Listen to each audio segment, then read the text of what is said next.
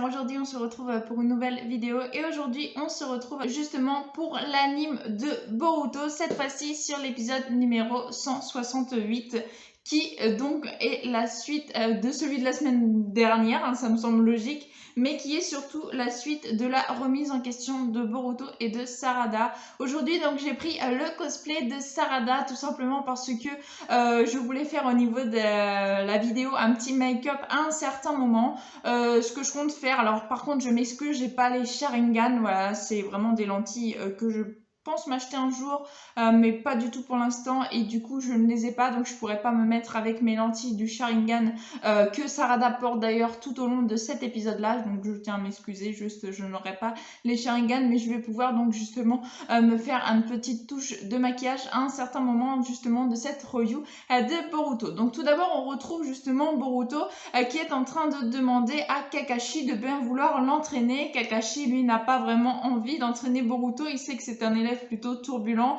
puisque c'est lui d'ailleurs qui l'avait fait passer l'examen avec toute sa promotion au moment des examens pour devenir justement Genin. Et donc on a Boruto qui lui il insiste, il va même jusqu'à se mettre à genoux pour que Kakashi accepte. Donc ils sont en pleine rue de Konoha, donc forcément Kakashi il est un peu désemparé et il est obligé donc du coup d'accepter la proposition de Boruto et donc de l'entraîner. Seulement Boruto lui voulait apprendre le méga orbe tourbillonnant et Kakashi lui dit d'oublier ça, qu'il ne pourra pas le faire, peu importe sa puissance, peu importe ses techniques, tout simplement parce qu'il n'a pas le chakra Kurama, et donc forcément il n'aura pas assez de puissance, pas assez de chakra pour pouvoir faire l'orbe tourbillonnant géant. Et donc Boruto sur le coup il est un peu dégoûté, mais il demande quand même de pouvoir l'entraîner parce que son Rasengan n'est pas assez puissant, qu'il veut vraiment de la puissance, il ne veut plus jamais avoir à subir une défaite aussi grosse que celle qu'il a pu avoir, et surtout que l'un de ses coéquipiers ne meurt pas pendant une bataille pour pouvoir les protéger. Donc bien sûr il repense pendant l'épisode à Mitsuki qui a donné presque sa vie donc pour pouvoir sauver Boruto et Sarada, et donc Boruto veut vraiment apprendre une nouvelle technique, et donc c'est là que Kakashi lui dit qu'il devrait avec l'orbe tourbillonnant pouvoir une nature de chakra différente, puisque le Rasengan ça prend une nature de chakra mais ça ne la transforme pas. Donc là il dit à Boruto qu'en gros avec sa nature de chakra avec laquelle il a le plus d'affinité, qu'il puisse justement apprendre à faire son propre Rasengan avec la nature de chakra qui lui convient le mieux. Donc Boruto il lui dit qu'il est le plus à l'aise c'est avec le futon, donc avec le vent, et donc il va essayer pendant cet épisode de faire justement un Rasengan de vent pour avoir son propre Rasengan et une plus grosse puissance justement au niveau du Rasengan, mais que ce ne sera pas facile parce que le Rasengan en lui-même est une technique vraiment très très compliquée, et donc de là à lui assimiler un élément c'est encore plus compliqué. Donc il lui demande d'ailleurs Kakashi, parce que lui il ne l'a jamais vu, de faire un Rasengan mais de le lancer, donc comme il a l'habitude de faire, et d'ailleurs son Rasengan quand Boruto le lance il disparaît comparé à celui de Naruto qui quand Naruto lance son Rasengan, d'ailleurs c'était celui où il y avait des lames en plus, il le lançait et justement il disparaissait pas, que celui de Boruto disparaît, et c'est à ce moment là qu'on apprend que le Rasengan de Boruto, sans le savoir, celui qui lance et qui disparaît et qui ensuite réapparaît sur l'impact qu'il a justement voulu faire cette attaque, eh bien il a mis de l'électricité dedans mais sans en être conscient. Donc en fait Boruto a des aptitudes à faire des choses qu'il n'est même pas conscient lui-même, donc il sait déjà en quelque sorte faire un Rasengan électrique avec sa propre façon de faire le Rasengan électrique. Et donc là, il va essayer d'en faire un deuxième, mais avec le vent, celui qui sait plus ou moins l'élément qu'il sait le mieux maîtriser. Et d'ailleurs, quand on le voit essayer de créer cette espèce donc de Rasengan de vent, on voit une espèce de tourbillon autour de son propre Rasengan, et en plus, la couleur a changé, du coup ça lui fait un Rasengan vert, et ça c'est plutôt vraiment très très intéressant, chose d'ailleurs qui est propre à l'anime puisqu'on n'a jamais vu Boruto faire un autre Rasengan que le Rasengan de base, et donc là vraiment l'anime nous apporte une nouvelle technique pour Boruto qu'on n'a vraiment jamais vu dans le scan, alors que le scan est beaucoup plus évolué au niveau de l'histoire que l'anime, ou alors on ne s'en est pas aperçu dans le scan, en tout cas où j'ai zappé quelque chose, mais je crois qu'on l'a vraiment jamais vu faire ça dans le scan. Donc voilà, l'anime nous apporte une technique de plus pour Boruto, plutôt vraiment une bonne idée, je pense, qu'ils ont pu faire. Et donc en parallèle, on a Sarada, voilà pourquoi j'ai mis mon cosplay, qui elle aussi donc veut se remettre en question et veut utiliser sa force, son Sharingan plus ou moins le mieux possible. Et donc elle va voir son père, comme on l'avait vu à l'épisode précédent, pour pouvoir l'entraîner. Et donc Sarada demande à son père directement de lui enseigner le Chidori, mais Sasuke refuse. Il refuse pourquoi? Parce qu'elle a le Sharingan avec un seul Tomoe, donc c'est l'espèce de virgule qu'il y a, et au plus qu'il peut y avoir dans le Sharingan de base, c'est 3 Tomoe. Et donc Sarada, elle en a qu'un, donc son père lui révèle que les Tomoe évoluent non pas en s'entraînant comme par exemple le Byakugan qui lui, c'est une pupille qui évolue et qui est beaucoup plus forte plus tu t'entraînes, que le Sharingan, lui, c'est en obtenant un choc émotionnel qui va pouvoir évoluer le plus possible. Et d'ailleurs, c'est comme ça que Sarada avait réussi à enclencher la première fois son Sharingan, et que depuis d'ailleurs, il n'a pas évolué. C'était justement la rencontre de Sarada avec son père. C'était l'effet de sa rencontre qu'elle allait bientôt voir son père qui avait éveillé justement ses Sharingan. Donc un choc émotionnel pour pouvoir justement faire évoluer ce fameux Sharingan. Manque de chance pour Sarada, pour apprendre les 1000 oiseaux, il faut avoir au moins 2 Tomoe, elle n'en a qu'un. Sasuke donc refuse, il lui dit qu'elle ne peut pas justement avec ses capacités actuelles apprendre le Chidori, et donc il va lui apprendre par contre à pouvoir bien utiliser son Sharingan, parce que c'est vrai que Sarada depuis qu'elle l'a eu, elle l'a pas entraîné, elle sait pas faire, elle a jamais appris. Et donc là, son père va pouvoir lui apprendre justement à maîtriser ses Sharingan correctement, et qu'ensuite elle n'ait plus justement à se focaliser dessus et qu'elle puisse attaquer avec ses propres attaques en plus du Sharingan qui pourra donc lui montrer et lui faire visualiser comme on l'avait vu au ralenti pour pouvoir mieux esquiver les choses, comme on l'avait vu avec le Sharingan quand Sasuke était petit. Donc du coup, ce que Sasuke va faire, c'est qu'il va lui envoyer avec un parchemin des espèces de projectiles, donc que Sarada va essayer d'éviter. Seulement, bien sûr, il y en a plein qui arrivent en même temps, et ne sachant pas utiliser ses Sharingan, Sarada va se prendre plein de coups durant justement cet entraînement. Après, on se rend compte donc qu'on est du côté de Mugino et de Konohamaru qui vont voir Victor, donc ils semblent vraiment très... il les accueille, du moins elle les accueille, et il leur dit que non, il ne va pas leur rendre les cellules d'Hashirama, tout simplement parce qu'il essaye de faire des prototypes pour les personnes qui seraient démembrées suite à la guerre, et donc que les cellules d'Hashirama sont à lui, puisque c'est lui qui les a trouvées, et donc là ce serait du vol. Et Konohamaru bien sûr qui lui dit que Hashirama étant un shinobi de Konoha, ils veulent récupérer les cellules d'Hashirama, c'est leur droit, c'est vraiment c'est même leur entité, puisque Hashirama était le premier Hokage, donc c'est vraiment quelque chose qui devrait revenir tout de suite à Konoha. Mais donc Victor ne veut pas leur donner les cellules d'Hashirama, et ils sont priés donc de rentrer chez eux, que la discussion s'arrête là. Et donc Konohamaru et Mugino partent, mais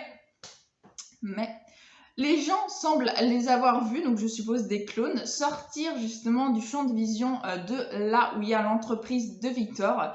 Et donc on a Mugino et Konohamaru qui sont toujours dans l'enceinte, je le rappelle, de Victor. Victor lui croit qu'ils sont partis, qu'ils vont pouvoir, je suppose, aller essayer de récupérer les cellules d'Hashirama, mais là encore je suis pas sûre, ou alors ils essayent justement de voir qu'est-ce qu'ils veulent vraiment en faire des cellules d'Hashirama, s'ils disent vrai ou pas, mais moi, je pense plus ou moins qu'ils vont essayer quand même de récupérer justement ces fameuses cellules d'Hashirama. Comment, je ne sais pas, mais on verra bien. En tout cas, voilà, ils sont toujours dans l'enceinte de l'entreprise de Victor, alors que Victor, lui, les croit partis.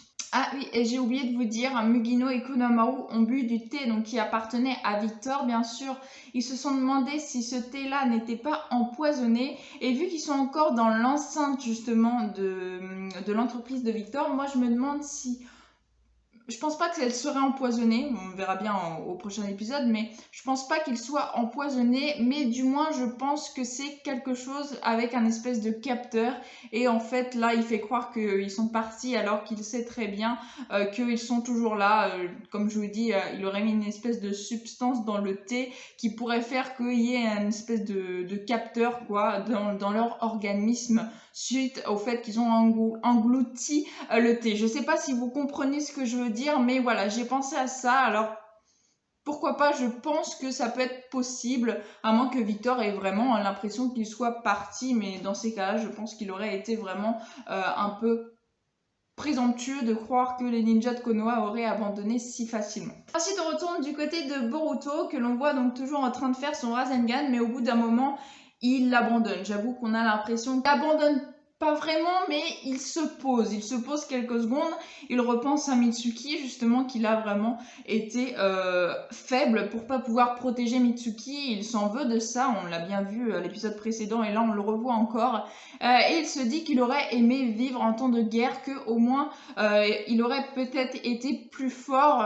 eu des adversaires beaucoup plus coriaces et que du coup Mitsuki n'aurait pas eu à subir ça, il n'aurait pas été blessé puisqu'ils auraient été plus vite entraînés justement à voir la mort de face. Et Boruto, donc il se dit qu'il aurait aimé vivre en ce temps-là. Et Kakashi, bien sûr, qui lui a perdu ses camarades en temps de guerre, il dit que non, c'est pas vrai. Lui, il a des personnes qui tiennent à lui, qui l'aiment, qu'il a des personnes qui sont là pour lui, alors que Kakashi, lui, les a perdus en guerre. Il peut pas dire ça. Il doit apprendre à vivre en son temps, donc là, en temps de paix. Et ne pas donc dire qu'il veut vivre en temps de guerre, ça c'est vraiment débile. Et donc on a justement Kakashi qui lui remet un bento qui vient de sa sœur avec un petit mot qui lui dit bon courage grand frère, l'air de dire je suis là, je suis près de toi, je t'encourage, tu vas y arriver. Et Boruto qui reprend justement... Il reprend du poil de la bête et Kakashi lui avait dit juste avant justement qu'il se pose et qu'il repense à Mitsuki. Il avait dit qu'il y avait justement quelque chose que Naruto fait pour pouvoir justement essayer de mêler sa nature de chakra au Rasengan. C'est de diviser ça en deux moitiés. Et Boruto trouve lui-même, et assez facilement je l'avoue, de faire donc justement le multiclonage. J'avoue que j'ai pas aimé le fait que Boruto fasse le multiclonage pour pouvoir changer la nature du chakra du Rasengan. Parce que je trouvais que ça ressemblait trop à Naruto. Naruto, lui, il avait justement besoin d'un clone pour faire le Rasengan basique, certes. Là, Boruto, lui, il a besoin d'un clone pour faire le Rasengan avec une nature différente de chakra. Mais je trouve du coup que ça ressemble trop à Naruto. Déjà que Boruto, lui, de base, il faisait un Rasengan genre super facilement. En quelques jours, il a appris à faire le Rasengan sans clone. Et là, ils lui mettent un clone à la Naruto. J'avoue que j'ai pas aimé. Dites-moi dans les commentaires ce que vous en pensez, mais clairement, non, j'aurais préféré qu'il arrive, je sais pas trop comment, j'avoue, mais autrement que de faire un clone comme Naruto pour pouvoir changer la nature de chakra du Rasengan. Enfin bref. Et ensuite, donc, il arrive à faire quand même son Rasengan Futon, qu'il appelle d'ailleurs l'orbe Futon tourbillonnant, et qu'il arrive donc du coup à lancer. Donc je vous dis, c'est un Rasengan tout vert avec une espèce de spirale tout autour verte, avec une espèce de lame quoi, en gros tout autour, qu'il arrive à lancer et qui fait une énorme explosion sur le caillou, justement beaucoup plus grosse du moins que celle qu'il faisait avec son Rasengan normal. Donc voilà une nouvelle technique pour Boruto qu'on n'a jamais vue, comme je le répète, dans le scan, donc c'est plutôt très très sympa. Et ensuite on retourne donc du côté de Sarada. Sarada qui est donc toujours en train de s'entraîner et qui a tellement utilisé son Sharingan. Donc là je suis vraiment dégoûtée de ne pas pouvoir vous mettre des lentilles de Sharingan puisque je ne les ai pas. Et du coup elle a un œil qui saigne. Cet œil là justement, voilà pourquoi j'ai fait un petit make-up pour faire comme si l'œil avait saigné. Voilà, je trouve que ça rend plutôt bien d'ailleurs. Je suis vraiment juste dégoûtée de ne pas avoir les Sharingan pour le coup. Donc voilà, on voit Sarada qui donne vraiment tout et qui n'abandonne pas malgré qu'elle doit sûrement avoir mal justement à cet œil-là du fait qu'elle l'utilise beaucoup et que Sarada, quand on la voyait utiliser le Sharingan depuis qu'elle l'a eu, elle l'utilisait mais pas autant, en tout cas pas autant d'un coup et pas autant en l'utilisant vraiment que le Sharingan parce que là elle fait pas de Shanaro, elle essaye vraiment juste d'esquiver les attaques grâce à ce Sharingan. Donc Sarada qui demande à son père, même si elle a mal à l'œil, d'ailleurs son père s'inquiète un peu pour elle, ça fait bizarre de la part de Sasuke, il lui dit c'est bon on s'arrête là, tu as trop utilisé le Sharingan, mais Sarada lui dit non papa, augmente la dose, donc en gros elle lui demande de faire encore plus de projectiles sur elle, qu'elle puisse les esquiver, et donc Sasuke par contre, malgré qu'il n'est pas rassuré pour sa fille, ça reste Sasuke.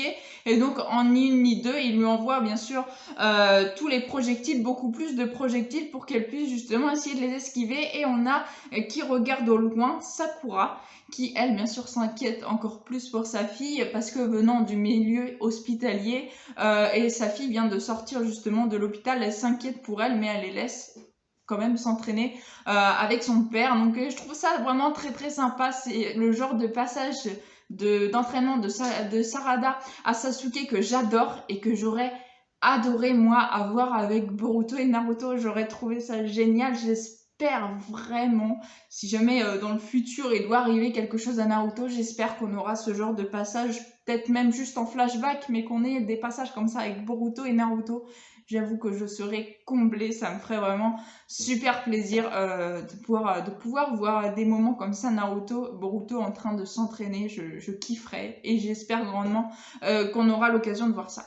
Donc Sarada qui continue, donc comme je vous le disais, à essayer d'esquiver. On la revoit pas de l'épisode, mais on voit qu'elle est vraiment déterminée à vouloir essayer de maîtriser au mieux justement ses Sharingan. Sarada veut s'entraîner justement à être plus proche de la réalité, et c'est pour ça donc justement qu'elle voulait que Sasuke lui fasse plus de projectiles pour qu'elle n'ait plus jamais à pouvoir subir une telle défaite. Elle aussi, bien sûr, repense à Mitsuki et au fait qu'il a été gravement blessé aussi à cause de Boruto et Sarada, puisque c'est lui qui les a sauvés tous les deux. Et donc voilà, c'est ainsi que se termine cet épisode, mais on a un ending. Alors je suis désolée, la vidéo dure vraiment très très longtemps, mais j'avais pas mal de choses à vous dire sur cet épisode, mine de rien. Et donc on a un nouvel ending, que j'ai beaucoup de choses à vous parler. Donc déjà au début on voit plein de faces, on voit Hinata, après on voit Hinata et Naruto avec leur tenue de Naruto Shippuden, et la caméra est vraiment très très basse. Regardez, mettez pause au niveau de l'ending, vous allez voir, la caméra est vraiment située en bas.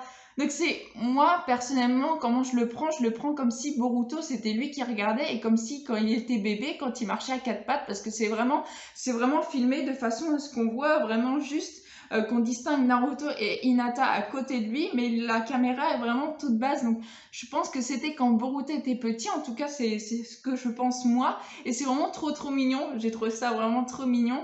Après on a plusieurs phases, et ensuite on voit Boruto qui est en train de peinturer, voilà, pas très intéressant. Et par contre, avant que ça se termine, on voit Boruto en train de pleurer, de voir avec sa pupille, on voit qu'il regarde Sasuke et qu'il pleure. Et après, il repense au tout premier passage où Sasuke lui avait transmis son bandeau de quand il était petit, qui avait donc été barré suite au fait qu'il s'était barré du village, qu'il avait transmis à Boruto, et qui lui avait révélé plein de trucs. Enfin, on voit Boruto qui repense à des passages et qui pleure en pensant à Sasuke. Ça fait vraiment deuil. Personnellement, j'ai l'impression que c'était vraiment un ending de deuil, voilà, comme si c'était vraiment dans ce qu'il allait se passer prochainement, que Sasuke allait périr et que Boruto repensait à lui. Donc vraiment un ending assez bizarre, surtout en ce moment. Enfin voilà, Sasuke il est pas mort, pour l'instant il est pas mort, et ça faisait vraiment deuil, même dans le scan. Enfin voilà, il s'est rien passé, Sasuke est toujours vivant. Et là, ils nous mettent cet ending-là avec vraiment ce passage fort en émotion. Pour ceux qui aiment Boruto, la relation Boruto-Sasuke, on a vraiment l'impression que c'était un ending un peu deuil, quoi, de qu'il repense à Sasuke. Et dernière chose que j'ai à vous dire sur l'ending qui m'a choquée, à la fin, vous voyez, bon, Boruto il fait ça au niveau de la statue de pierre de Hokage de son père. Et après, il est tout content, tout ça. Et puis, il y a Sarada et Mitsuki qui arrivent pour le rejoindre. Et ensuite, il se retourne en une fraction de seconde. En une fraction de seconde, on le voit, il a les yeux noirs. Alors que Boruto, il a les yeux bleus perçants. Alors, écoutez pas, hein, je risque de spoiler un petit peu là. Je me dis, pourquoi? Pourquoi les yeux noirs alors que Boruto a les yeux bleus très clairs? J'ai pas compris le délire. Alors, au début, je me suis dit... Hein, il va avoir le Sharingan, enfin ils ont voulu faire un effet Sharingan, parce que les yeux très noirs après pour avoir le Sharingan. Et après je me suis dit, peut-être qu'ils ont essayé de faire un mode possession avec Momoshiki, tout ça. Mais j'ai pas compris pourquoi en une fraction de seconde. Est-ce que c'est l'animation qui a mal été faite et qu'ils ont oublié de lui faire les yeux bleus? Mais je pense pas. On voit vraiment les yeux noirs, les yeux fermés ou je ne sais quoi, ou dépourvus d'âme. peut-être ça d'ailleurs, dépourvu d'âme même, ça me fait plus penser à ça. En une fraction de seconde et ensuite bon, ses yeux repartent bleus et c'est la fin de l'ending. Mais vraiment, vraiment, ça m'a frappé le fait de le voir avec les yeux noirs. Mettez vraiment pause, regardez, mettez pause, dites-moi ce que vous en pensez parce que j'ai vraiment envie d'en parler avec vous. Ça m'a semblé vraiment très spécial et si vraiment cet ending ça fait genre deuil pour Sasuke et là ça ferait genre possession de Momoshiki ou perte de l'âme. Enfin, ça me fait penser à ça et c'est vraiment très très chelou. Et moi, j'étais très triste pour mon Boruto durant cette petite ending là. À part le début que je vous dis que j'aime beaucoup avec Hinata et Naruto, où justement, on a l'impression que Boruto c'était quand il était vraiment tout petit. On voit d'ailleurs, j'ai oublié de vous dire, on voit aussi Imawari sur la tombe de Neji, scène que d'ailleurs on n'a jamais vue en anime, mais qu'on a vue dans le dernier épisode de Naruto, donc dans le 700, dans le chapitre 700, qu'on voit cette scène-là. Et là, on la voit, ils nous la mettent enfin dans l'anime de Boruto, mais en ending. Voilà, ça me dérange pas, c'est vite fait, mais au moins ils l'ont mis et c'est vraiment une très belle scène aussi. Donc voilà, franchement, un bel ending. Pas un superbe ending, mais un ending qui soulève vraiment beaucoup de questions et que j'espère pouvoir parler avec vous dans les commentaires vraiment. Si ça vous dérange pas vraiment, j'aimerais en parler avec vous parce qu'il y a beaucoup de choses à dire sur ce petit ending là. Donc voilà, c'est ainsi que je vais conclure cette petite vidéo. Je suis vraiment désolée, elle dure très longtemps. J'aurais pas pensé qu'elle aurait duré aussi longtemps. Donc voilà, je m'excuse et merci beaucoup à vous qui êtes restés juste au bout de cette petite vidéo. Donc voilà, en tout cas, j'espère que vous aurez aimé cette petite vidéo. Si vous avez aimé, n'hésitez pas à liker, à commenter, à partager et à vous abonner. Ça ferait vraiment très très plaisir. Je vous souhaite une excellente fin de journée. Portez-vous bien et moi je vous dis à la prochaine. Ciao ciao.